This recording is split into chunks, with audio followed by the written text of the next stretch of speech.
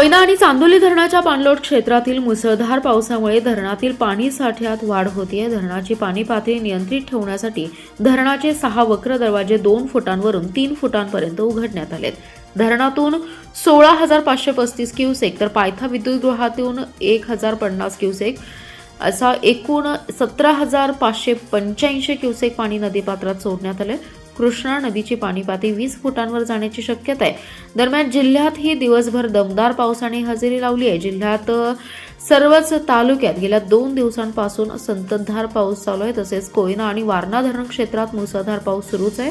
कोयना धरणामध्ये 59,194 क्युसेकने आवक होत असून धरणातील पाणी साठा झपाट्याने वाढतोय। म्हणूनच कोयना धरण व्यवस्थापनाने शुक्रवारपासून 16,535 क्युसेकने विसर्ग सुरू करण्याचा निर्णय घेतलाय। धरणातील विसर्ग वाढल्यामुळे सांगलीतील कृष्णा नदीची पाणी पातळी 16 फुटांवर पोहोचली असून शनिवारी त्यात आणखी वाढ होण्याची शक्यता पाटबंधारे विभागाने व्यक्त केली आहे। पलूस तालुक्यातील नागठाणे बंधारा हा पाण्याखाली गेल्याने तो वाहतुकीसाठी बंद केलाय। म्हणूनच जलसंपदा विभागाने नदीकाठच्या नागरिकांना सतर्कतेचा इशारा दिलाय। वारणा धरण क्षेत्रातही पावसाचा जोर कायम असून 24 तासात 68 मिलीमीटर पाऊस झालाय। दिवसभर पावसाची संततधार सुरूच राहिली। धरणामध्ये 29.48 टीएमसी पाणीसाठा झालाय। धरण 86% भरल्यामुळे धरणातून 6,900 क्युसेक विसर्ग वारणा नदीत सोडला जातोय। यामुळे वारणा नदी दुथडी भरून वाहतीये। या नदीवरील बंधारे पाण्याखाली गेल्यामुळे वाहतूक बंद झाली आहे। MRDPच्या 592 कोटींच्या प्रकल्पाची अद्याप वर्क ऑर्डर झालेली नाही, त्यामुळे हे काम चुकीच्या पद्धतीने सुरू झाले। हे काम एकट्या सभापतीने थांबवलं नाही तर आम्ही सत्ताधाऱ्यांनी मिळून थांबवले। विरोधी पक्ष नेत्यांनी टक्केवारीचे केलेले आरोप म्हणजे हवेत गोळीबार करण्याचा प्रकार आहे। केवळ फेमस होण्यासाठी हा उद्योग सुरू असल्याचा आरोप महापौर धीरज सूर्यवंशी, सभागृह नेते संदीप आवटी आणि राष्ट्रवादीचे गटनेते मेनुद्दीन बागवान यांनी स्पष्ट केलं। महापौर सूर्यवंशी म्हणाले, शहरातील पूर नियंत्रणासाठी जागतिक बँकेच्या सहाय्याने 600 कोटींचा निधी मंजूर झालाय। हा प्रकल्प महत्त्वाकांक्षी आहे। याच्या शुभारंभासाठी मुख्यमंत्र्यांसह अनेक मंत्र्यांना सांगलीत आणण्याचा आमचा मानस आहे, पण अद्याप या प्रकल्पाची वर्क ऑर्डर झालेली नाही। पदाधिकाऱ्यांना माहिती न होता कामाला सुरुवात केली जाते, हे चुकीचे आहे। त्यामुळे आम्ही सत्ताधाऱ्यांनी सभापती माने यांना काम बंद ठेवण्याबाबत सूचना दिल्या होत्या, त्यानुसार त्यांनी काम बंद पाडले। हा निर्णय सत्ताधाऱ्यांचा आहे, पण विरोधी पक्षनेते मंगेश चव्हाण यांनी टक्केवारीचा आरोप केलाय। हा आरोप चुकीचा आहे। यापूर्वी ते भाजपमध्ये गटबाजी असल्याचा आरोप करत होते। मंगेश चव्हाण यांनी विकासासाठी सत्ताधाऱ्यांबरोबर यावे। जर आमचे चुकत असेल तर विरोध करा, पण फेमस होण्यासाठी हवेत गोळीबार करू नये असा टोला महापौर सूर्यवंशी यांनी विरोधी पक्षनेत्यांना लगावलाय। उरण ईश्वरपूर नगरपालिकेचे लोकनियुक्त नगराध्यक्ष आनंदराव मलगुंडे यांनी नगरसेवक आणि कार्यकर्त्यांच्या उपस्थितीमध्ये मोठ्या जल्लोषात पुन्हा नगराध्यक्ष पदाचा पदभार स्वीकारलाय। राष्ट्रवादी शरदचंद्र पवार पक्षाचे शहराध्यक्ष शहाजी पाटील यांनी पुष्पहार देऊन त्यांना शुभेच्छा दिल्या। यावेळी उपनगराध्यक्ष खंडेराव जाधव, गटनेत्या अरुणा देवी पाटील, सुभाषराव सूर्यवंशी, LN शहा, संदीप माने यांनी पुष्पगुच्छ देऊन अभिनंदन करत शुभेच्छा दिल्या। यावेळी कार्यकर्त्यांनी फटाक्यांची आतिषबाजी करून आणि पेढे वाटून आनंदोत्सव साजरा केलाय। तसेच जयंत पाटील यांच्या नावाच्या घोषणांनी परिसर दणाणून सोडला। काही दिवसांपूर्वी सांगली जिल्हाधिकारी मैना घोष यांनी लोकनियुक्त नगराध्यक्ष आनंदराव मलगुंडे यांच्या पेठ सांगली रस्त्यालगतच्या एका जागेच्या अतिक्रमणाच्या तक्रारीवरून त्यांना नगराध्यक्ष पदावरून पदमुक्त केलं होतं। याबाबत मलगुंडे यांनी नगरविकास खात्याकडे सांगली जिल्हाधिकारी यांच्या निर्णयाविरोधात दाद मागितली होती। यानंतर माजी मंत्री आमदार जयंतराव पाटील यांनी राज्याचे उपमुख्यमंत्री तथा राज्याचे नगरविकास खात्याचे मंत्री एकनाथ शिंदे यांच्याकडे शिष्टाई केली होती। काल नगरविकास मंत्री एकनाथ शिंदे यांनी सांगली जिल्हाधिकारी यांच्या निर्णयास स्थगिती दिली। काल रात्री कार्यकर्त्यांनी शहरात मोठा आनंदोत्सव साजरा केलाय। आज सकाळी लोकनियुक्त नगराध्यक्ष आनंदराव मलगुंडे यांनी नगराध्यक्ष पदाच्या खुर्चीवर बसत पुन्हा पदभार स्वीकारला। सांगली शहरातील छत्रपती शिवाजी महाराज स्टेडियम परिसरात एका 4 चाकी वाहनावर झाडाची मोठी फांदी कोसळली। सुदैवाने वाहनामध्ये व्यक्ती उपस्थित असूनही कोणतीही जीवितहानी झाली नाही, मात्र वाहनाचं नुकसान झालं असून ही घटना अत्यंत गंभीर आहे। या परिसरातील अनेक झाडांच्या फांद्या धोकादायक अवस्थेत असून अशा फांद्यांची तातडीने छाटणी करणं आवश्यक आहे। सांगली मिरज कुपवाड महानगरपालिकेने या घटनेची गंभीर दखल घेऊन शहरातील धोकादायक झाडे आणि फांद्यांचं तात्काळ सर्वेक्षण करून आवश्यक ती कार्यवाही करावी अशी नागरिकांनी मागणी केली आहे।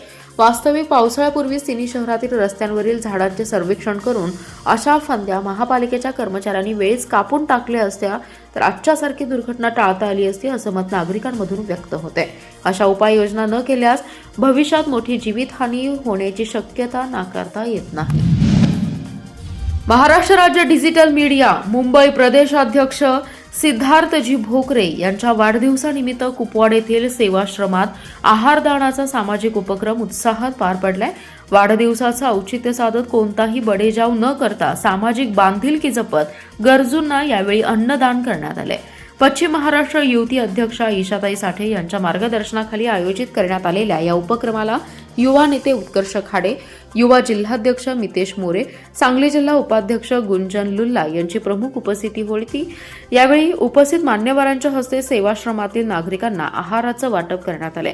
यावेळी बोलताना उत्कर्षजी खाडे आणि मितेश मोरे यांनी सिद्धार्थजी भोकरे यांच्या डिजिटल मीडिया क्षेत्रातील कार्याचा गौरव करत वाढदिवसानिमित्त समाजातील गरजू निराधार घटकांसाठी अशा प्रकारचा सामाजिक उपक्रम राबवणे ही प्रेरणादायी बाब असल्याचं सांगितलंय.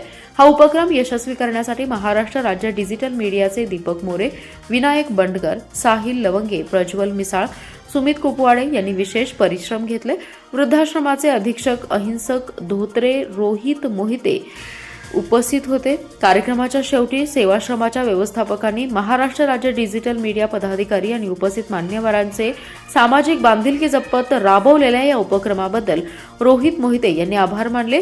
सामाजिक उत्तरदायित्वाची जाणीव जपत राबवण्यात आलेल्या या उपक्रमाचं परिसरातून कौतुक होते.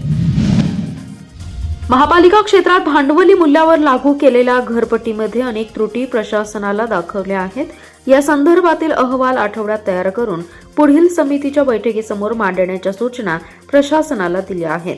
त्यामुळे लवकरच नागरिकांसाठी दिलासादायक निर्णय घेतला जाईल अशी ग्वाही महापौर तथा घरपट्टी विशेष समितीचे अध्यक्ष धीरज सूर्यवंशी यांनी दिली आहे.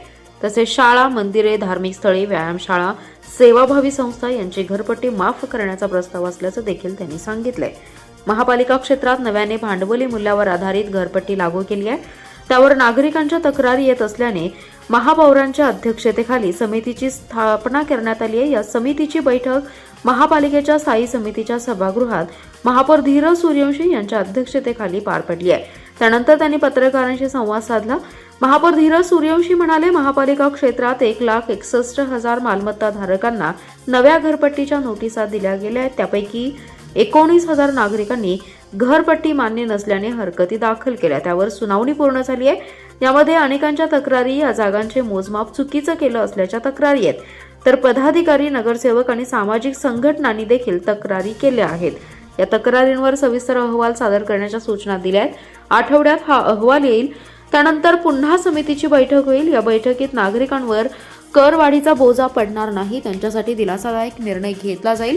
तसेच नव्याने लागू केलेल्या घरपट्टीची 10 कोटी घरपट्टीची वसुली झाली असल्याचंही महापौरांनी सांगितले. जिल्हा मध्यवर्ती सहकारी बँकेत 444 कनिष्ठ लिपिक पदासाठी भरती प्रक्रिया सुरू आहे. यासाठी तब्बल 19,000 उमेदवारांनी अर्ज दाखल केलेत. अर्ज दाखल करण्याची मुदत 10 जुलै रोजी संपली आहे. त्यानंतर जवळपास 3 आठवडे उलटले तरी अद्याप लेखी परीक्षेबाबत घोषणा झालेली नाही. याबाबत जिल्हा बँकेने मौन बाळगले असून उमेदवारांचे परीक्षेच्या तारखेकडे लक्ष लागले. जिल्हा मध्यवर्ती सहकारी बँकेत 444 कनिष्ठ लिपिक पदासाठी भरती प्रक्रिया IBPS या कंपनीच्या माध्यमातून राबवण्यात येते. यासाठी 24 जून पासून अर्ज मागवण्यात आले.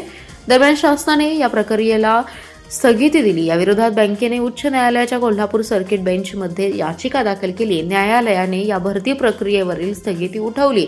त्यानंतर अर्ज दाखल करण्यास बँकेने 2 दिवस मुदतवाढ दिली. ही मुदतवाढ 10 जुलै रोजी संपली आहे. या मुदतीत 444 जागांसाठी तब्बल 19,000 अर्ज दाखल झालेत. अर्ज दाखल करण्याची मुदत संपून आता जवळपास 3 आठवडे उलटलेत. अद्याप लेखी परीक्षा कधी होणार हे जाहीर झालेलं नाही.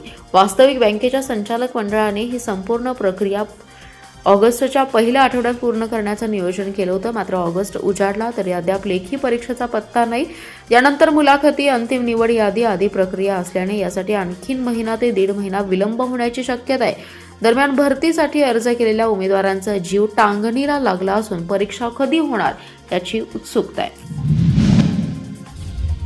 कोल्हापूर जिल्ह्यातील नृसिंहवाडी येथे श्रीदत्त मंदिरमध्ये दुसरा दक्षिण द्वार सोहळा आज संपन्न झालाय. कृष्णा नदीची पाणी पातळी वाढून पाणी दत्त मंदिराच्या गाभाऱ्यात शिरल्यानंतर हा दुसरा दक्षिण द्वार सोहळा संपन्न झालाय। दुसरा दक्षिण द्वार सोहळा साजरा झाल्यानंतर भाविकांनी स्नानासाठी मंदिरात मोठी गर्दी केली आहे। वारणा नदी आणि कृष्णा नदीची पाणी पातळी वाढल्याने नृसिंहवाडीतील दत्त मंदिराच्या परिसरात पाण्याची पातळी आणखी वाढू लागली आहे। एकीकडे कृष्णा वारणा नदीच्या पाणलोट क्षेत्रात संततधार पाऊस सुरू आहे, तर दुसरीकडे कोयना धरणातून कृष्णा नदीत तर वारणा धरणातून वारणा नदीत होत असलेल्या विसर्गामुळे या दोन्ही नद्यांच्या पाणी पातळीमध्ये वाढ होताना दिसून येते। कर्नाटक सरकारने अलमट्टी धरणात करारापेक्षा अधिक पाणीसाठा करून सांगली, कोल्हापूर तसेच कृष्णा खोऱ्यातील जिल्ह्यांवर संभाव्य महापुराचं संकट ओढावलंय। त्यामुळे राज्य सरकारने तातडीने हस्तक्षेप करून सर्वोच्च न्यायालयात प्रभावी भूमिका मांडावी अशी मागणी महाराष्ट्र राज्य इरिगेशन फेडरेशनतर्फे जिल्हाधिकाऱ्यांकडे करण्यात आली आहे। जिल्हाधिकारी कार्यालयात इरिगेशन फेडरेशनच्या पदाधिकाऱ्यांची जिल्हाधिकारी आणि पाटबंधारे विभागाच्या अधिकाऱ्यांसोबत बैठक झाली। या बैठकीस आमदार अरुण लाड, जिल्हाधिकारी मैना घोष यांच्यासह पाटबंधारे विभागाचे अधिकारी उपस्थित होते। इरिगेशन फेडरेशनतर्फे जिल्हा प्रशासनाकडे मागणी करण्यात आली आहे। निवेदन देण्यात आलं। लाड म्हणाले, कर्नाटक सरकारने अलमट्टी धरणाची उंची 524.25 मीटर पर्यंत वाढवण्याची प्रक्रिया सुरू केली। या निर्णयाविरोधात तेलंगणा व आंध्र प्रदेशने सर्वोच्च न्यायालयात याचिका दाखल केली असून संबंधित अधिसूचनेला स्थगिती मिळाली आहे। अशा परिस्थितीत अंतिम निर्णय होण्यापूर्वी धरणाची उंची वाढवणं योग्य नसल्याचं त्यांनी स्पष्ट केलं। सध्या कोयना धरण क्षेत्रात मुसळधार पाऊस सुरू असून धरणात 86 टीएमसीहून अधिक पाणीसाठा झालाय। आगामी काळात विसर्ग वाढण्याची शक्यता असताना अलमट्टीत अतिरिक्त पाणी अडवल्यास सांगली, कोल्हापूर आणि कृष्णा नदीकाठच्या भागात पूरस्थिती गंभीर होऊ शकते असा इशाराही त्यांनी दिलाय। कडेगाव तालुक्यातील चिंचणी येथील श्री शिवाजी हायस्कूलमध्ये गुरुपौर्णिमेनिमित्त उत्साहपूर्ण वातावरणात कार्यक्रमाचं आयोजन करण्यात आले। त्यानिमित्त शिक्षक आमदार जयंत आसगावकर यांनी शाळेला सदिच्छा भेट देऊन शिक्षक, शिक्षकेतर कर्मचारी यांच्याशी संवाद साधत त्यांच्या अडचणी जाणून घेतल्या। यावेळी बोलताना आमदार जयंत आसगावकर म्हणाले, समाज बदलायचा असेल तर शाळा गुणवत्तापूर्ण कराव्या लागतील। समाजाने शिक्षकांचा सन्मान केला पाहिजे। शाळाबाह्य कामातून शिक्षकांची मुक्तता झाली पाहिजे। भविष्यात विद्यार्थ्यांच्या उज्ज्वल भविष्यासाठी शिक्षण क्षेत्रात काम करणाऱ्या प्रत्येक व्यक्तीचे गुणवत्तापूर्ण शिक्षण हेच जीवनाचं ध्येय असलं पाहिजे। पदवीधर आमदार अरुण लाड यांच्या नेतृत्वामध्ये हे विद्यालय आदर्श काम करत आहे। गुरुपौर्णिमेनिमित्त आयोजित सांस्कृतिक कार्यक्रमात विद्यार्थ्यांनी आपल्या मनोगतातून सर्व गुरुजनांप्रती कृतज्ञता व्यक्त करत शिक्षकांविषयीचा आदरभाव प्रभावीपणे मांडलाय। विद्यार्थ्यांच्या मनोगताला उपस्थितांकडून उत्स्फूर्त दाद मिळाली। या कार्यक्रमाचे संयोजन वर्ग शिक्षिका श्रीमती शुभांगी माळी, सौ माधुरी माने यांनी केले। सांस्कृतिक विभागाचे लहुजी पालवी व सौ वैशाली मोहिते यांनी कार्यक्रमाचं नियोजन आणि सादरीकरण उत्कृष्टरित्या पार पाडून कार्यक्रमाला विशेष रंगत आणली। यावेळी मुख्याध्यापिका तृप्ती चिटणीस, पर्यवेक्षक दिलीप कांबळे, ज्येष्ठ शिक्षक चंद्रकांत शिंगाडे तसेच शिक्षक आणि शिक्षकेतर कर्मचारी मोठ्या संख्येने उपस्थित होते।